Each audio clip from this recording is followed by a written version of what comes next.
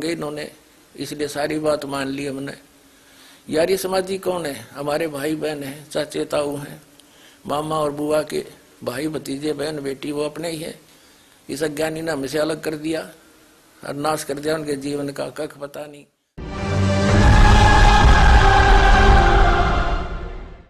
गरीबदास साहिब जी का मूल गांव है करौथा, जहां पर अपना एक छोटा सा आश्रम था जो इन दुष्ट लोगों ने सुहाया नहीं, जिनकी रोजी रोटी बंद हुई थी झूठों की, और वहां झूठा प्रचार करके जनता को भ्रमित किया, मुख्यमंत्री को भ्रमित किया, क्योंकि वो भी आर्य समाजी है। दास के ऊपर झूठे आरोप लगा लगा के और झूठे केस में जेल में डाल दिया और उसको आश्रम को ग्रहण कर लिया। फिर भी परमात्मा कहते हैं कि साच को आंच नहीं होती।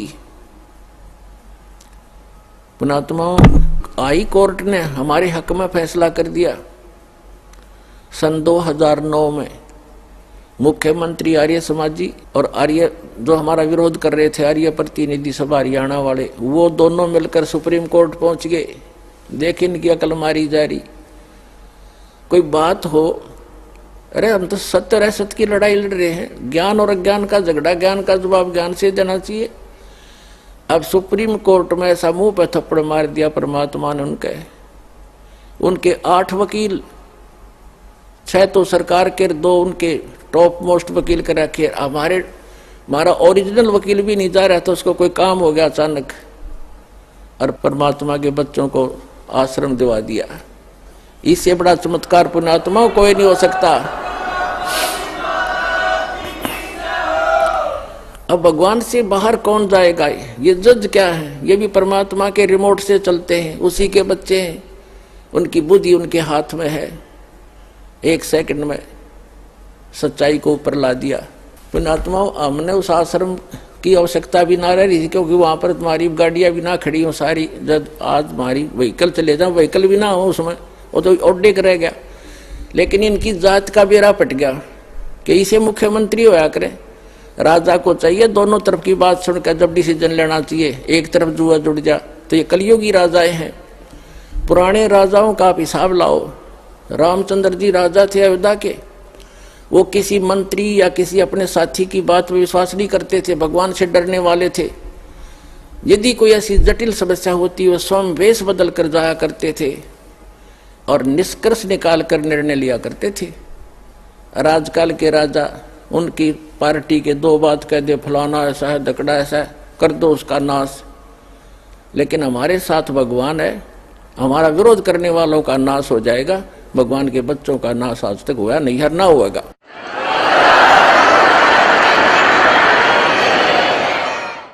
और हम ना किसी का बुरा सोचा और ना सोचते। तो पुण्यात्माओं, ये गंदा लोक है, और अब और गंदे विचार हो गए हमारे। भगवान से डर रहा नहीं, और जब तक ज्ञान नहीं होगा अध्यात्म, तो भगवान से डरना छोड़ देता आदमी, और तभी मार खाता है। आज सबसे पहले परमेश्वर कबीर जी की सर्वसंगत परमात्मा का लाख लाख शुक्रिया करते हैं कि परमेश्वर ने आप जी का करौथा आश्रम वापस दिलवा दिया।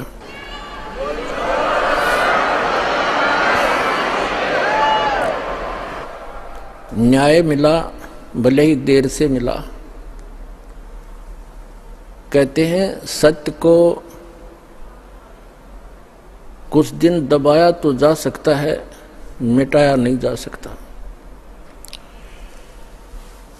आज हमारा पहले इनके पास हथियार था, अब डंडा क्यों?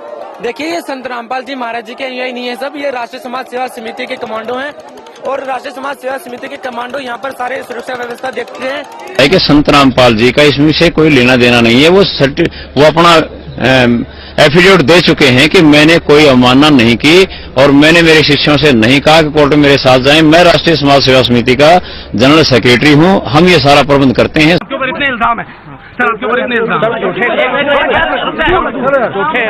झूठे कैसे हैं आपके ऊपर? आपके गुंडे इतने खड़े थे वहाँ पे, हजारों आदमी हरियाणा पुलिस से। मेरे नीचे राष्ट्रीय समाज सेवा समिति नहीं तो आपकी समिति है। जो पूरा विवाद हुआ उसमें 6 लोगों की जान गई, तो आपको कोई अफसोस है उस बात का? बहुत अफसोस है। नहीं, जो आपने अपने अनुयायियों को ढाल बनाया और आप पीछे छुपे रहे, मैंने किसी को नहीं, वो आप सही मानते हैं? मैंने नहीं बनाया किसी को, वो अपने आप ही बन रहे थे, मुझे भी रोक रखा था। सेवा समिति का जनरल सेक्रेटरी महागुंडा बलवान जाखड़ बाहर घूम रहा है और निर्दोष संतराम बाजिमा को सजा करवा। झगड़ा नहीं करना, क्योंकि परमात्मा का वचन है उस काल के साथ कि ज्ञान देकर आप अपना बनाना, बाई फोर्स ना करना। अगर हम बाई फोर्स करेंगे किसी के साथ तो भगवान रुष्ट हो जाएगा। हमने ज्ञान सुनाना है। सुनने वाला भले ही आपको कोई नाराज भी होता है, आपको बुरा भला भी कहता है, तो शांति रखना।